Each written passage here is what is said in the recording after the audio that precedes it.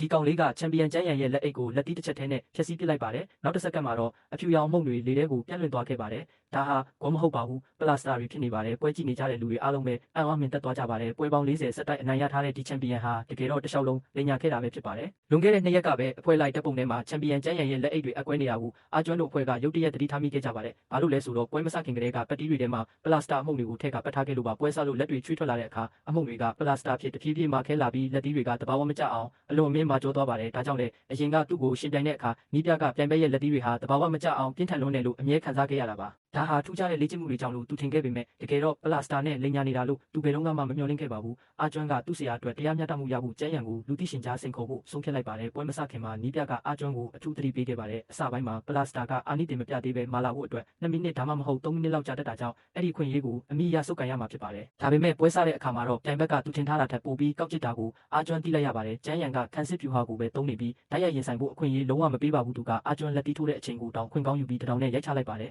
အာကျွမ်းပြန်မတုံ့ပြန်နိုင်ခင်မှာပဲကျန်းရံကနောက်ထပ်လက်တီးတစ်ချက်ထိုးလိုက်ပြန်ပါတယ်အဲ့ဒီအချိန်မှာတော့ပလတ်စတာတွေကအလွန်မင်းမာကြောနေပြီဖြစ်ပါတယ်အာကျွမ်းဟာမက်တက်တောင်မရက်နိုင်တော့တဲ့အထိအထိုးခံလိုက်ရပါတယ်ဒါပေမဲ့နီးပြရဲ့မျက်လုံးထဲကယုံကြည်မှုကိုမြင်တဲ့အခါသူဟာနာကျင်မှုကိုအောင်ရပြီးပြန်ထရက်ခဲ့ပါတယ်ဒီတစ်ခါမှာတော့သူဟာရိုးရာနီးစနစ်ကိုပဲရွေးချယ်လိုက်ပါတယ်တကယ်တော့ဒီနီးဟာလွန်ခဲ့တဲ့2ရက်ကကျန်းရံရဲ့လိမ်ညာမှုကြောင့်ရှုံးနိမ့်ခဲ့ရတဲ့စီနီယာတွေအားလုံးကိုနီးပြကစူးစီးပေးခဲ့တာပါသူတို့ရဲ့အကောင်းဆုံးနီးစနစ်တွေကိုအာကျွမ်းစီကိုအကုန်လုံးလက်ဆင့်ကမ်းပေးခဲ့ကြပါတယ်ဒါဟာသူတို့ရဲ့ဂုဏ်သိက္ခာကိုပြန်ဆယ်ဖို့ပါပဲကျိုးဝိုင်းထဲမှာတော့အာကျွမ်းဟာသူတင်ယူခဲ့တာတွေကိုလက်တွေ့အသုံးချခဲ့ပါတယ်စီနီယာတွေတင်ပေးခဲ့တဲ့နီးစနစ်အမျိုးမျိုးကိုအဆက်မပြတ်ပေါင်းဆက်ပြီးကျန်းရံရဲ့တိုက်ခိုက်မှုတွေကိုရင်ဆိုင်ခဲ့ပါတယ်သူဟာနူးညံ့မှုနဲ့မာကြောမှုကိုအနိုင်ယူပြီးအကွက်တိုင်းကိုပြန်တုံ့ပြန်နိုင်ခဲ့ပါတယ်နီးစနစ်တွေရဲ့ပေါင်းစပ်မှုအောက်မှာကျန်းရံဟာပြန်တိုက်ဖို့ပူပြီးခက်ခဲလာပါတယ်ဒါပေမဲ့2ရက်စာလေ့ကျင့်မှုကအတွေ့အကြုံနဲ့ခွန်အားကွာဟချက်ကိုမဖြည့်ဆည်းနိုင်ခဲ့ပါဘူးအာကျွမ်းဟာတဖြည်းဖြည်းအားနည်းလာပေမဲ့သူအရှုံးမပေးခဲ့ပါဘူးအဲ့ဒီအစားသူဟာတိုက်ရိုက်ပြူဟာကိုပြောင်းသုံးလိုက်ပါတယ်အနိုင်ရဖို့ကိုပဲစွန့်မကြိုးစားတော့ပဲအတိတ်အချက်ကိုပဲပြစ်မှတ်ထားလိုက်ပါတယ်အဲ့ဒါကတော့ပြိုင်ပွဲရဲ့လက်အိတ်ကိုဖျက်ဆီးဖို့ပါပဲအာကျွမ်းဟာကျန်းရံရဲ့အစောပိုင်းကတိုက်ခိုက်ပုံကိုအတူယူပြီးပြိုင်ပွဲရဲ့တိုက်ခိုက်မှုတွေကိုအဆက်မပြတ်ခုခံခဲ့ပါတယ်